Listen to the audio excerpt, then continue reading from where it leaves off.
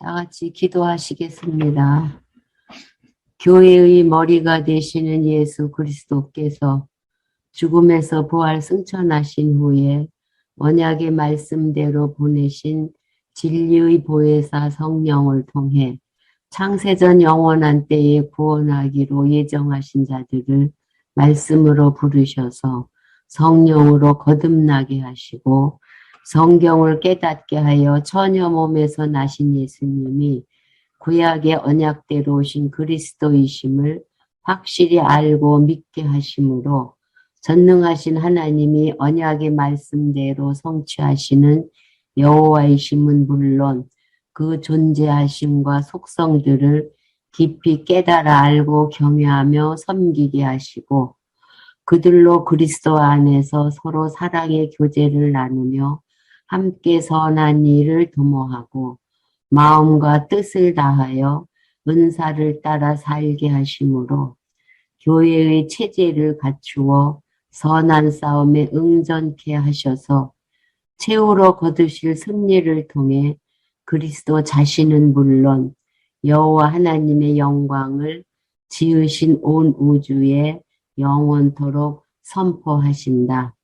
전능하시고 자비로우신 여호와 하나님 아버지, 세상 속에서 살아가고 있는 우리들의 삶이 그의 나라와 그의 의만 구하는 삶을 살아갈 수 있도록 인도해 주심으로 아무 염려 없이 내일의 소망을 두고 주신 은혜와 평강을 누리며 살다가 하나님께 갈 수 있도록 오늘도 우리 마음속에 하나님의 말씀이 각인될 수 있도록 함께해 주시기를 원하며 예수님 이름으로 기도드렸습니다.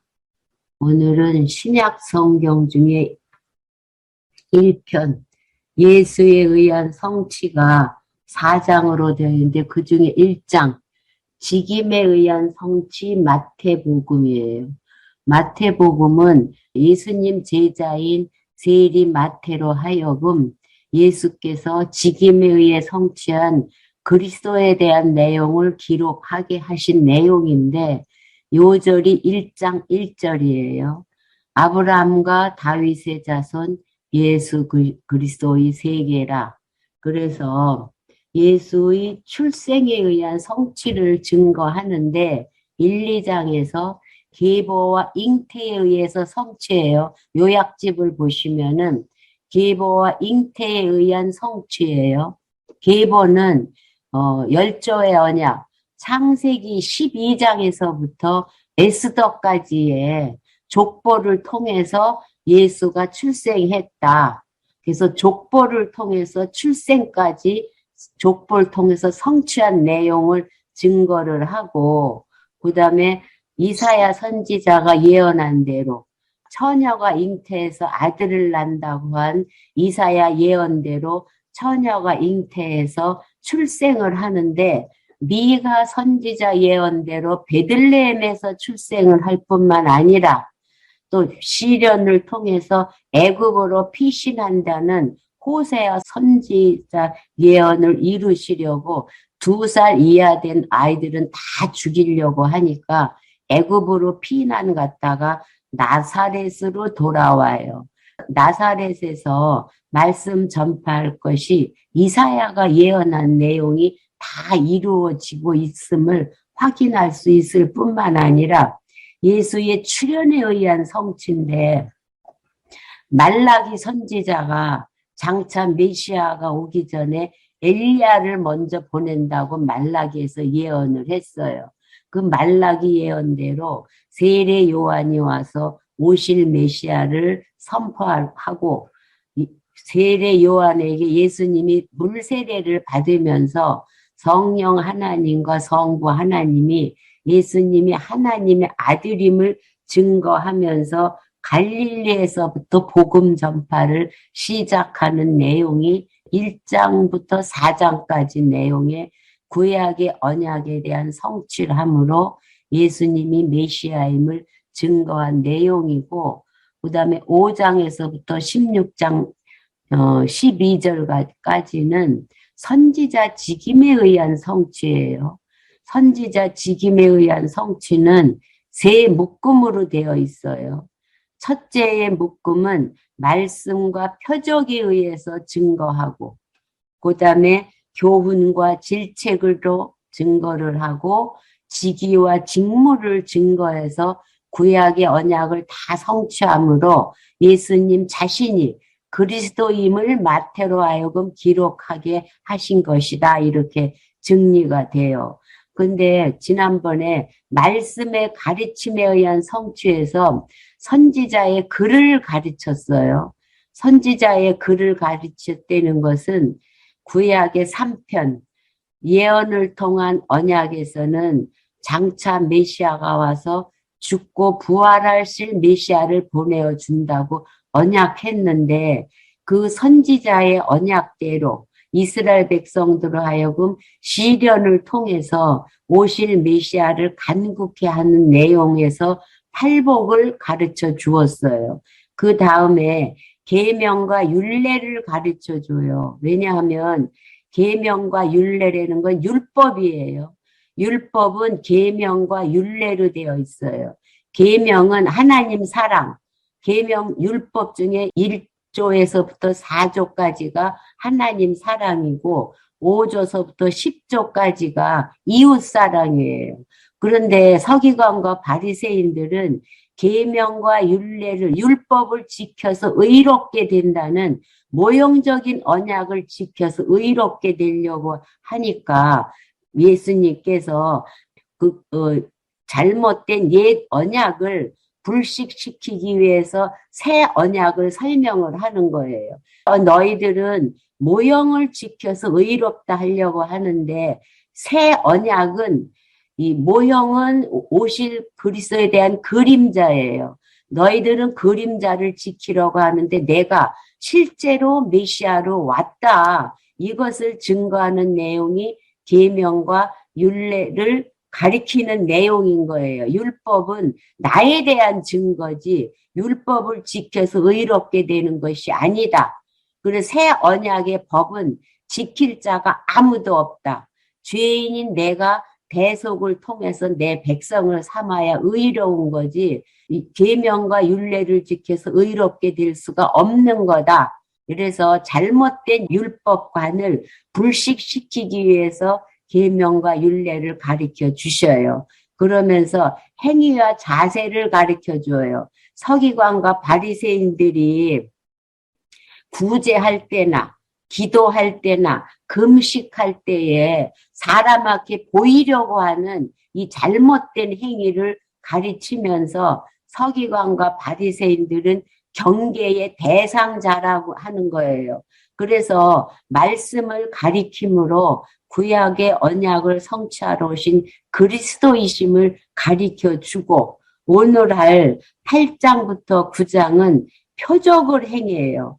표적을 행함으로 예수님이 그리스도로 오셨다는 확증을 주기 위해서 표적을 행함으로 성취한 내용을 가르치시는데 8장에 보면은 표적을 행함으로 성취하는 내용인데 구약에 그리스도라는 것은 기름 부었다는 의미를 가지고 있는데 구약에 기름을 부어 세운 자들은 누구냐 하면 선지직, 선지자, 왕, 제사장들은 다 기름을 부어서 직임을 세워요. 그런 거와 같이 선지직, 왕직, 제사장직, 또 그리스도직을 가르침으로써 표적을 통해서 예수님이 그리스도이심을 확증하는 내용인데 8장 1절서부터 4절을 보면은 문둥병자로 깨끗함을 받도록 하는 표적을 행해서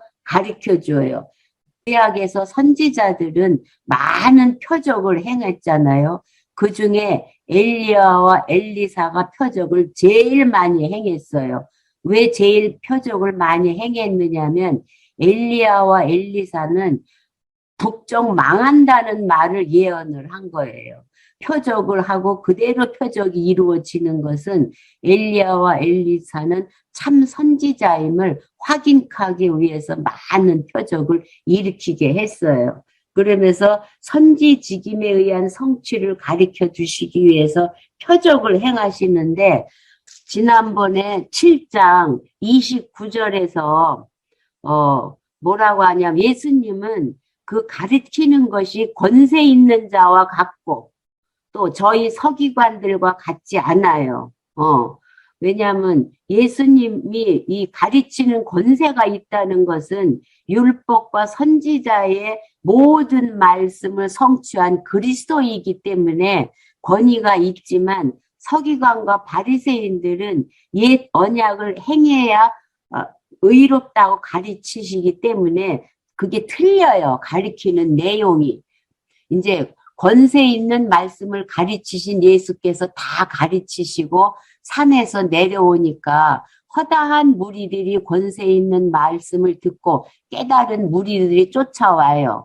그런데 그 중에 한 문둥병자가 나와서 절하면서 원하시면 저를 깨끗게 하실 수 있나이다 라고 하니까 예수께서 손을 내밀어 저희에게 대시며 뭐라고 하시냐면 내가 원하노니 깨끗함을 받으라 하신데 즉시 그의 문득병이 깨끗해졌어요. 이것은 누구의 언약이 이루어지냐면 이사야 53장에 한번 가보세요. 이사야 53장.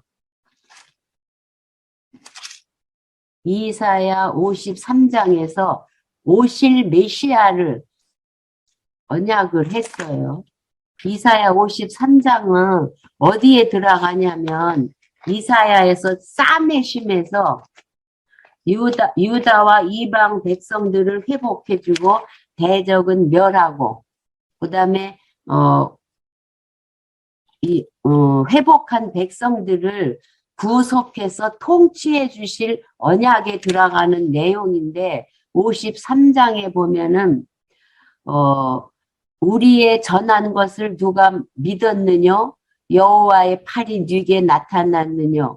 그는 주 앞에서 자라나기를 연한 순 같고 마른 땅에서 나온 줄기 같아서 고운 모양도 없고 풍채도 없은즉 우리 보기에 흠모할 만한 것이 하나도 없는 메시아를 보내어 주는데 그는 멸시를 받아서 사람에게 실어 버림바 되었으며 간고를 많이 겪어요.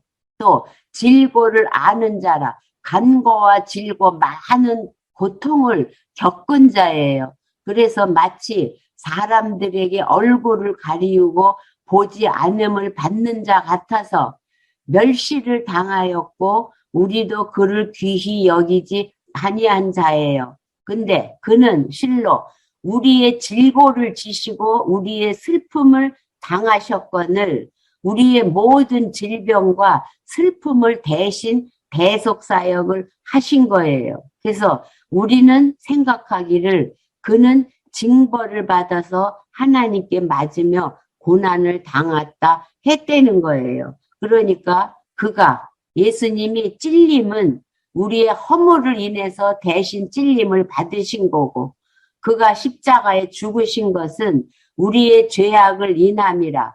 그가 징계를 받음으로 예수님이 십자가에 죽으심으로 우리가 평화를 누리게 되었고 그가 채찍을 맞음으로 우리가 나음을 입었도다. 이 이스라엘 백성들이 바벨론 세력에서 구속을 해서 속죄할 메시아를 실제적인 메시아 보내줄 것을 이사야가 예언을 했어요. 이 예언을 이루어 주기 위해서 마태복음 8장에서 그 문둥병자를 깨끗게 해 주시는 거예요. 선지자의 언약을 이루어 주시려고. 그런데 그의 문둥병이 깨끗이 나았어요. 그런데 예수께서 뭐라고 하시냐면 삼가 아무에게도 말하지 말라는 거예요. 문둥병이 난 거를 아무에게도 말하지 말라고 한 것은 이사야 선지자 6장 9절이 이루어지는 거예요. 이사야 6장 9절로 가보세요.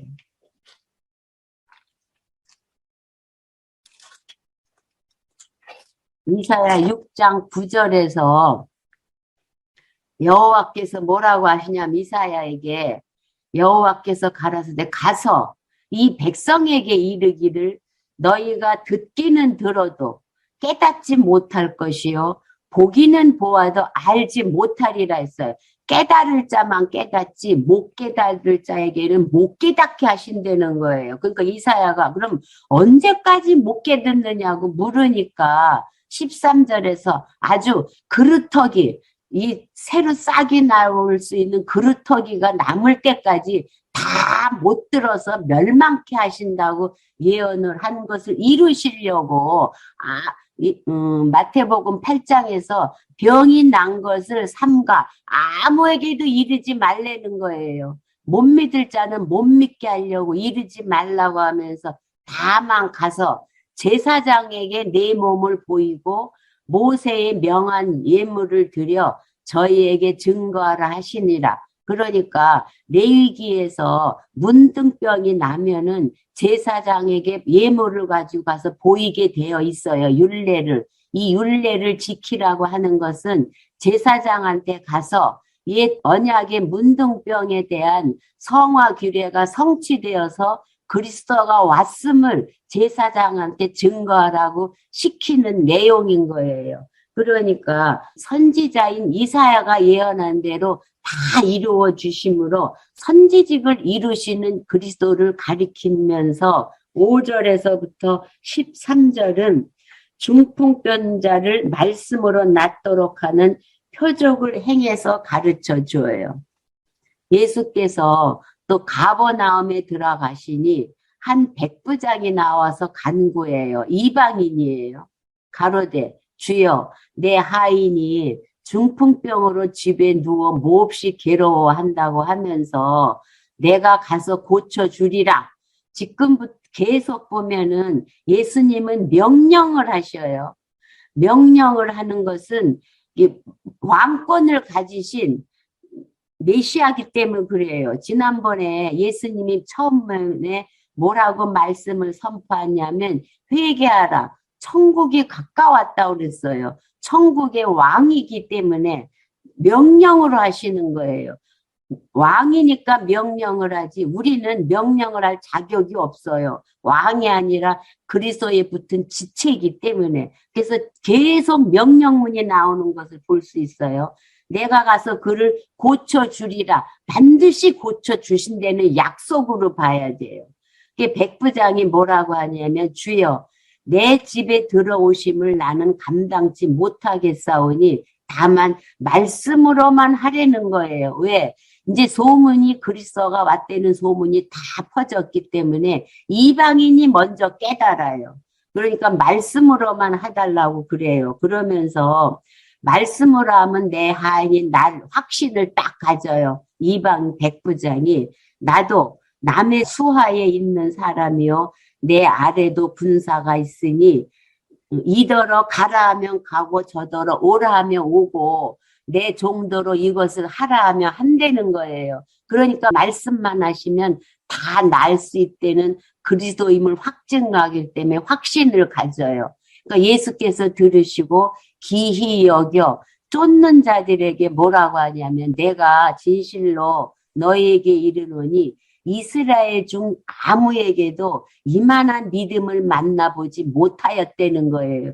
예수가 그리스도임을 확증을 가진 이 백부장을 보고 이런 자를 본 일이 없다. 그러면서 또 너희에게 이르노니 동서로부터 많은 사람이 이르러 아브라함과 이삭과 야곱과 함께 천국에 앉으려니와 또 이 이방인들은 이 천국 백성이 되겠지만은 12절에 나라의 본 자손들 서기관과 바리새인들 율법을 지켜서 의롭다고 하는 자들은 바깥 어두운 데 쫓겨나 거기서 울며 이를 갈미 있으리라. 예수께서 백부장에게 이르시되 가라 내 믿음대로 될지어다 하시니 그 시로 하인이 병이 났어요. 그러니까 지금 지난번에 좁은 문으로 들어가란 말을 했어요. 서기관과 바리새인들은 넓은 문으로 들어갈 자, 또 나쁜 열매를 만들 자고 좁은 문으로 들어갈 자는 이방인이 들어갈 자, 좋은 열매 맺을 자 이렇게 연결을 할 수가 있어요. 그러면서 14절부터 17절은 모든 병자를 고쳐서 선지자의 예언을 이름으로 가르치시는 내용이에요. 예수께서 베드로의 집에 들어가사 그의 장모가 열병으로 앓고 누워 있어요. 예수님이 만지니까 열병이 떠나고 그 장모가 일어나서 예수를 수정을 들었어요. 저물으니까 사람들이 귀신 들린 자를 많이 데리고 예수에게 왔어요. 그래서 예수님께서 말씀으로 귀신들을 쫓아내시고 병든 자를 다 고치신 거예요. 하나도 빼지 않고 표적이에요. 다 고쳐줘요. 이는 왜 그렇게 다 고쳐주시냐면 이는 선지자 이사야로 예언하신 말씀을 이루심으로 선지직을 성취하시기 위해서 병을 다 고쳐주셨는데 이사야가 뭐라고 예언을 했냐면 우리 연약한 것을 친히 담당하시고 병을 짊어지셨다고 예언한 이사야 53장 4절 아까 확인한 그 이사야 예언을 이루어 주시기 위해서 말씀으로 모든 병을 다 고쳐주심으로 선지직에 대해서 가르치신 거예요. 그러니까 구약에 선지자들이 예언한 것을 예수님이 다 이루어 주심으로 선지직 가지셨다는 것을 가르쳐 주시고 그 다음에 8장 18절부터 34절은 통치자에 대한 가르침이에요. 왕직, 아까는 선지자직임, 지금은 왕직을 가지신 분임을 가르치시는 내용이에요. 예수께서 무리가 자기를 애워쌈을 보시고 저편으로 건너가기를 명하시니라.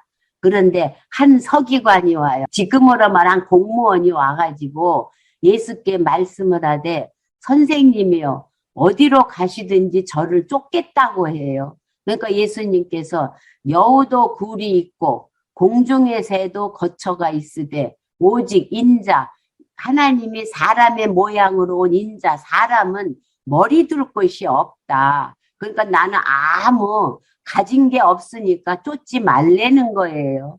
그리고 제자 중에 부름을 받은 하나님의 말씀을 깨닫고 있는 제자 중에 또 하나가 뭐라고 하냐면 주여 나로 먼저 가서 내 부친을 장사하게 허락하라는 거예요. 내 부친 장사하고 나서 내가 따라갈 테니까 허락을 해달라고 하니까 예수님이 뭐라고 대답을 하냐면 죽은 자들로 저희 죽은 자를 장사하게 하고 너는 나를 쫓으라 해요. 죽은 자들이라는 것은 영적으로 죽은 자는 영적으로 죽은 자들로 하여금 영적으로 죽은 자를 장사하게 내버려 두고 너는 나를 쫓으라 명령으로 다 나오는 걸 볼 수 있어요. 그러니까 왕권을 가진 예수님의 절대 주권성이에요. 그러니까 인간을 다 통치하는 왕권을 가졌음을 백성들에게 가르쳐요. 그러니까 회개하라. 천국이 가까웠느니라 하잖아요. 천국의 왕권을 가지신 분을 가르쳐 주시면서 23절에서부터 27절은 바람과 바다를 순종시킴으로 만물 통치의 왕권을 가르쳐줘요. 아까는 주권적인 제자 선택으로 인간을 통치하는 왕권을 가르쳐줘요. 왕권을 가지신 분이기 때문에 다 명령을 해요. 23절 보면 배에 오르심의 제자들이 다 쫓아가요. 바다에 큰 놀이 일어나 물결이 배에 덮이게 되었으며 예수는 주무셔요. 파도가 많이 넘치는데 제자들이 나와서 예수님을 깨우면서 구원해달라 우리가 다 죽겠다고 하면서 그러니까 예수께서 뭐라고 하냐면 어찌하여 무서워하느냐 믿음이 적은 자들아 하시고 곧 일어나서 바람과 바다를 꾸짖으신데 이 바람과 바다가 다 잔잔하게 됐어요. 그러니까 만물을 다 통치할 수 있는 왕권을 가졌다는 거예요. 그래서 그 사람들이 기히히 여겨 가로되 이 어떤 사람이기에 바람과 바다를 다 순종하느냐고 그리스도인지를 잘 아직 몰라요. 어떤 사람이기에 하나님의 아들이 아니고 어떤 사람인데 이렇게 바다와 바람을 다 순종하게 하느냐고 그리스도를 아직은 몰라봐요. 그래서 3절부터 27절까지 바다와 바다를 순종함으로 만물 통치권을 가진 왕권을 가르쳐 줘요. 그러면서 28절부터 34절은 귀신을 복종케 함으로 영계를 통치하는 왕권을 가르쳐 줘요. 또 예수께서 건너편으로 가니까 그 지방에 가니까 귀신 들린 자 둘이 있어요. 근데 아까는 27절에서 이 어떤 사람인데 이렇게 바다와 바람을 순종하느냐고 그리스도를 몰랐는데 그 귀신들은 알아봐요. 예수를 만나니까 저희는 심히 사나워 아무도 그 길로 지나갈 수 없을 만큼 귀신 들린 사람 둘이 아주 힘이 강해요. 이에 저희가 소리질러 가로되 귀신들이 뭐라고 하냐면 하나님의 아들임을 알아봐요. 귀신들은. 우리와 당신과 무슨 상관이 있느냐는 거예요. 때가 이르기 전에 우리를 괴롭게 하려고 여기 오셨나이까. 이 귀신들은 때도 정확하게 알아요. 귀신들이 언제 멸망하냐면 예수님이 재림했을 때 천년왕국 도래하기 전에 귀신들을 다 무저갱에 가두어요.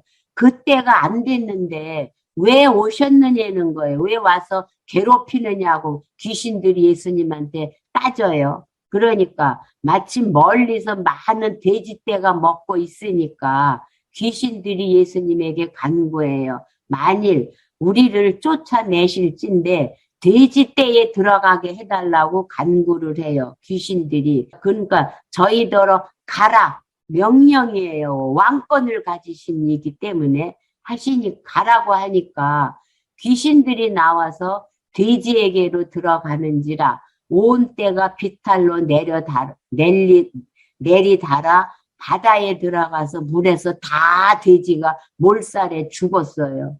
그리고 돼지를 치던 자들이 달아나 시대에 들어가서 이 모든 일과 귀신 들린 자의 일을 다 고하니까 온 시내가 예수를 만나려고 나가서 보고 그 지방에서 떠나기를 간구를 해요. 그러니까 예수가 그리스도인지 모르는 사람들이 있는가 하면 귀신들은 예수가 그리스도인지 다 알아요. 그래서 돼지떼에 들어가서 그 다 멸망하고 그 지방에서 떠나기를 바라요. 왜 안 믿어지니까.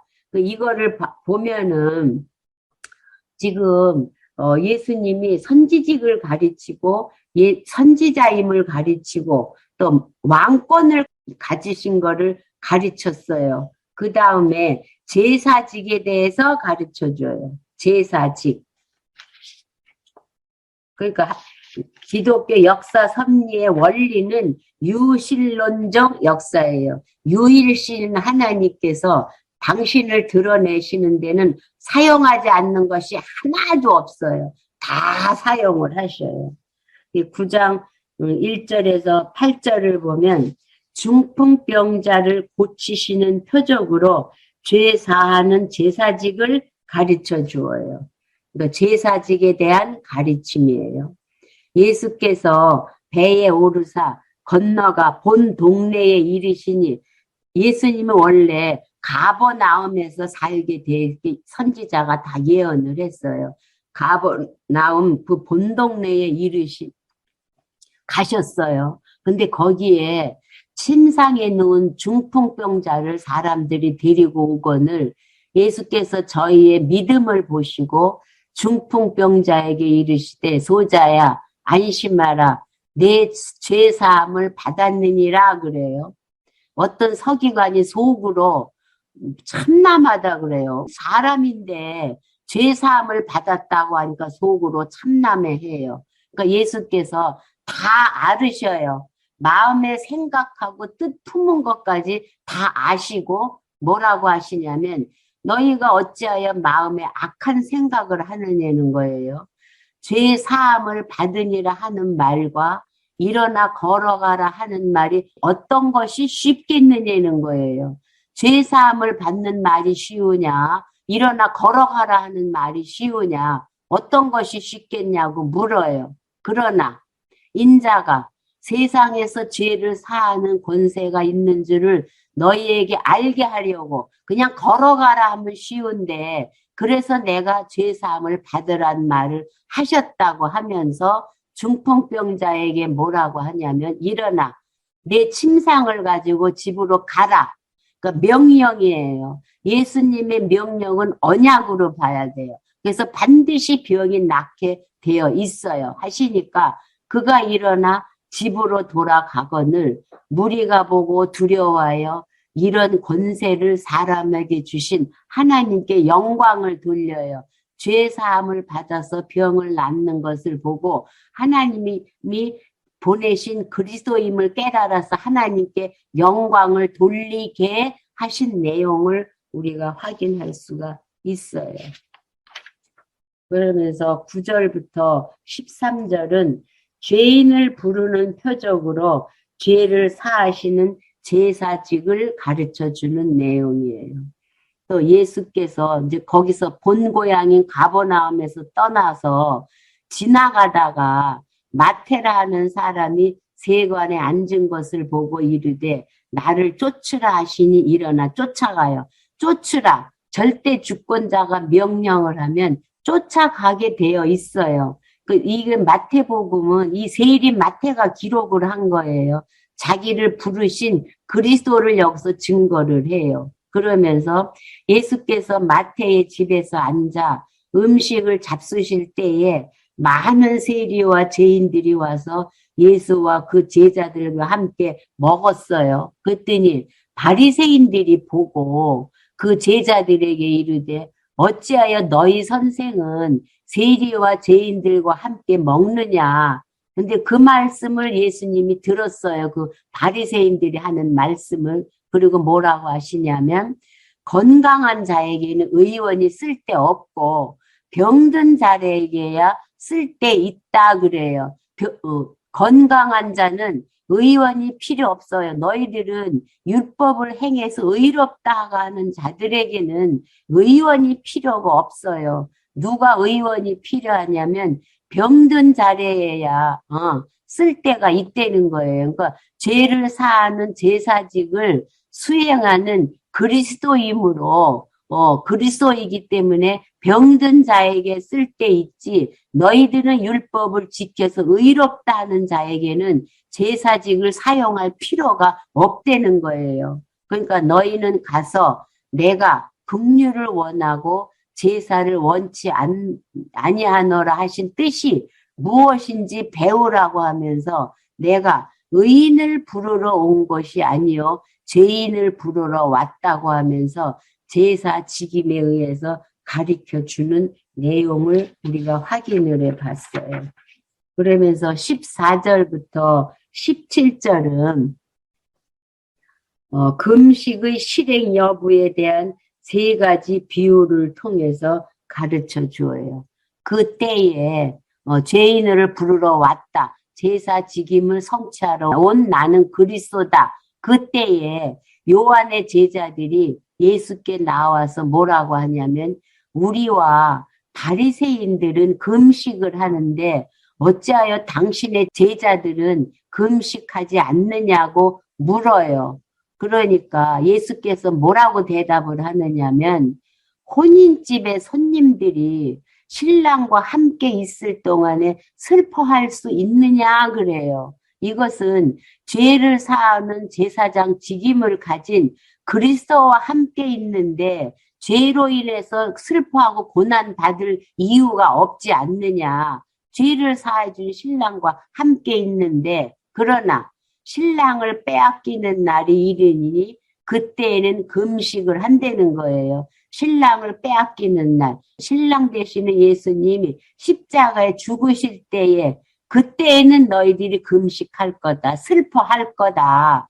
그러나 죄를 사해주는 나와 함께 있는 데는 금식할 필요가 없다는 거예요.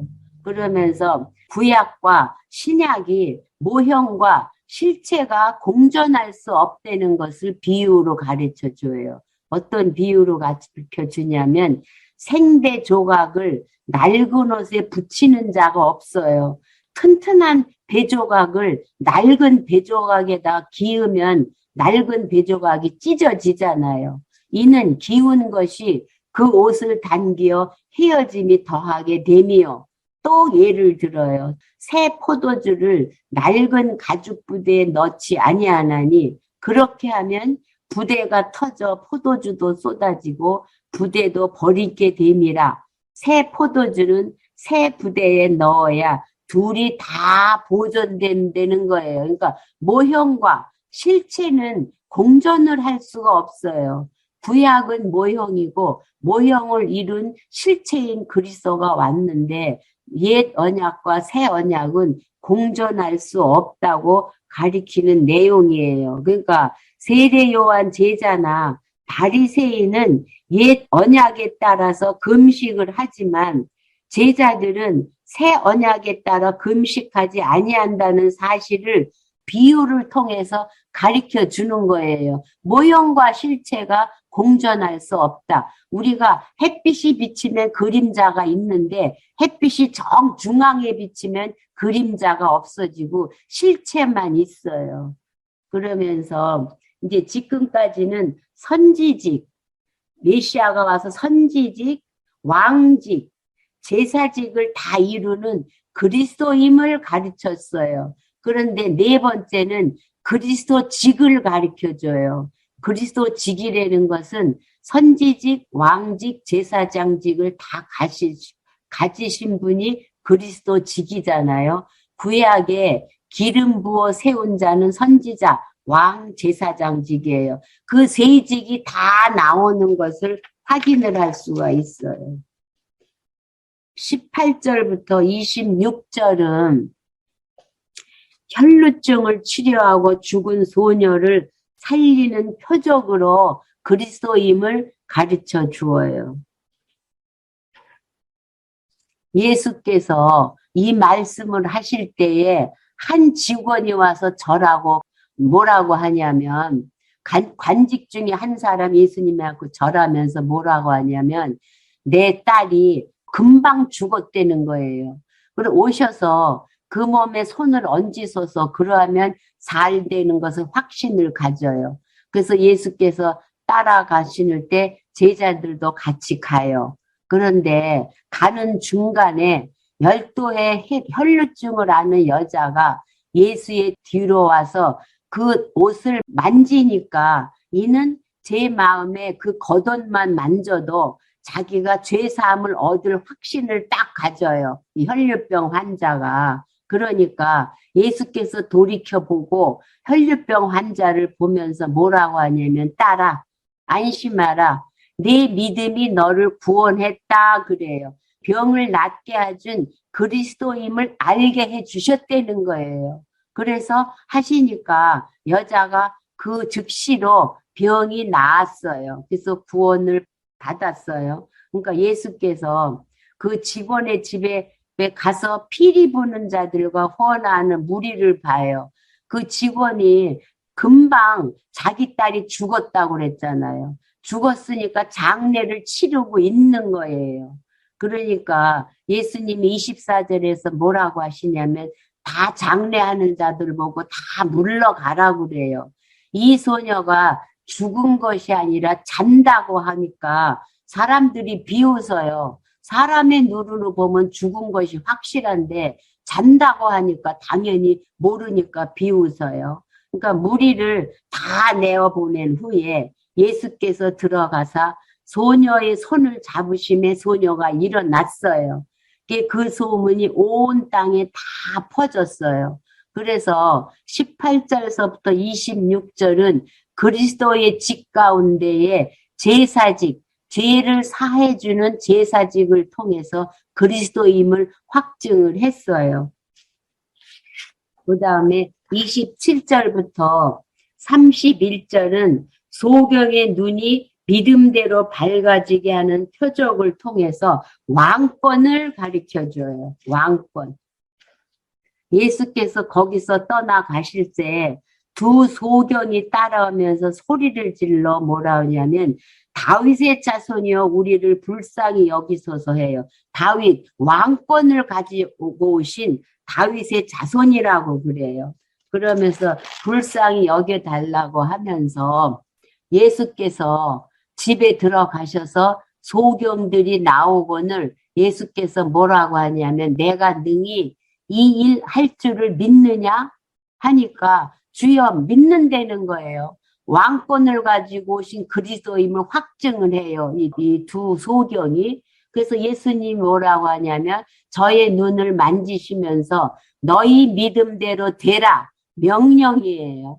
그러니까 예수님의 명령은 신약에서 예수에 의한 성취와 성령에 의한 성취에서 나오는 모든 명령은 언약으로 풀어야 돼요. 사람이 지키는 게 아니고 그렇게 해 주신다는 약속이에요. 그래서 너희 믿음대로 하신데 그 눈이 밝아진지라 예수께서 엄히 경계하시되 삼가 아무에게도 알게 하지 말라는 거예요. 왜? 들을 자는 듣고 못 들을 자는 못 듣게 할 뿐만 아니라 예수님이 고난 십자가에 죽으실 그 때를 조절하기 위해서 얘기하지 말라고 해요. 그래도 저희가 나가서 예수님의 소문을 온 땅에 다 퍼뜨려요. 그래서 아까는 선지직에 의한 성취, 지금은 왕권에 의한 성취를 왕권을 가지고 있음을 가르쳐 주어요. 그리고 이제 32절에서부터 38절은 선지직을 가르쳐 줘요. 선지직. 처음에는 제사직, 죄를 사해주고 그 다음에 다윗의 자손으로 오신 왕권을 가르쳐주고 지금 31절부터는 선지자 직임을 가르쳐주는 내용이 32절부터 38절이에요. 귀신 들려 벙어리 된 자와 병자를 고친 표적으로 가르치시는 내용이에요. 저희가 나갈 때에 눈뜬 소경이 나갈 때에 귀신 들려 벙어리 된 자를 예수께서 데려와요. 귀신이 쫓겨나고 벙어리가 말하거늘 무리가 기히 여겨요. 왜냐하면 귀신을 쫓아내고 벙어리가 노래한다고 이사야가 다 예언을 했잖아요. 그 예언이 이루어지는 거예요. 이스라엘 가운데서 이런 일을 본 때가 없다 하되 바리새인들은 뭐라고 하냐면 저가 귀신의 왕을 빙자해서 귀신을 쫓아낸다는 거예요.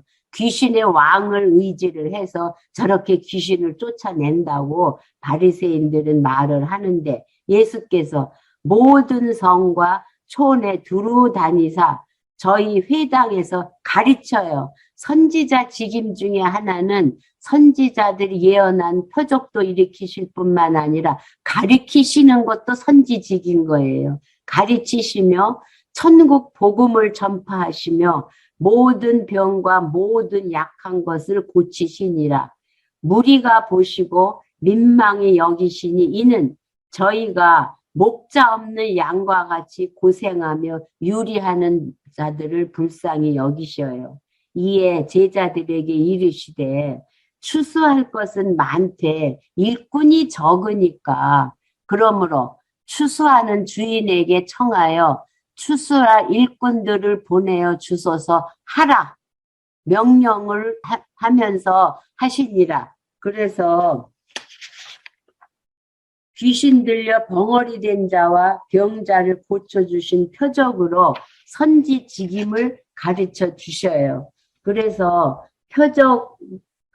표적을 통해서 그리스도임을 확증을 하는데 첫 번에 8장 1절에서 17절까지는 선지자 직임을 가르쳐 줬어요. 선지자임을 가르쳐 주고 그 다음에 통치자 왕직임을 가르쳐 주고 그 다음에 제사직임, 삼직을 가지신 그리스도임을 가르쳐 주는데 9장 18절에서 38절은 선지직, 왕직, 제사장직 다 삼직을 수행을 한 그리스도이심을 가르쳐 줘요. 그러기 때문에 이 계속 논리의 일관성을 가지고 있는 내용을 우리가 확인을 할 수 있어요. 물 흐르듯이 삼직을 다 완성하신 후에 삼직을 또 다시 완성한 내용을 가르치심으로 예수가 그리스도이심을 증거한 내용을 우리가 확인을 할 수가 있어요. 그래서 강론집 6838페이지 맨 밑에 단락에서 마태복음 5장에서부터 9장을 정리를 해주고 있어요. 마태복음 5장에서부터 9장은 예수께서 구약의 언약을 성취하러 오신 그리스도이심을 말씀과 표적에 의해 성취함으로 증거하신 내용을 우리가 확인을 했어요. 이 모든 내용은 창세전에 언약한 것에 근거를 하고 있어요. 여호와의 언약 성취 섭리도를 그려요. 지금 창세전 언약은 맨 바깥의 원, 그 다음에 그 두 번째 원을 그려요. 그 두 번째는 구약에 신명기 18장 15절에 보면은 모세와 같은 선지자 하나를 일으키신다는 언약대로 여호수아를 보내어 이스라엘 자손을 가르치도록 특별히 신명기 18장 5절을 근거로 삼았는데 전체적으로 보면 역사 섭리를 통해서 언약해 주신 내용이고 그 다음에 또 하나는 선지서 중에 이사야를 집었는데 선지서 예언과 역사서를 예언한 것을 근거로 삼아서 구약의 역사서와 구약의 선지서를 역사적 사실로 예수님이 성취해 주신 거다 해서 여호와의 언약 성취 섭리도 중에서 맨 바깥에 원 그리고 그 다음에 큰 원을 그리고 구약의 역사 섭리 또 선지서 그 구약을 예수님이 실제로 역사적 사실로 이루어 주셨다 해서 여호와의 언약 성취 섭리도를 그리는 것을 확인할 수가 있어요. 이렇게 언약 성취해 주시는 목적은 구약 신약이 다 들어가요. 영원하신 하나님이 언약대로 성취하시는 여호와의 힘을 깨달아 알도록 계시하실 뿐만 아니라 구약 신약에서 예수께서 그리스도이심을 확실히 믿어 하나님이 언약대로 이루시는 신구약 합해서 여호와의 심을 깨달아 알고 그를 경외하며 섬기려고 하시는 데에 계시 목적이 있다. 이렇게 정리해 주시는 것을 우리가 확인할 수가 있어요. 다음에 10장 하겠습니다. 주기도문으로 오늘 마칠게요.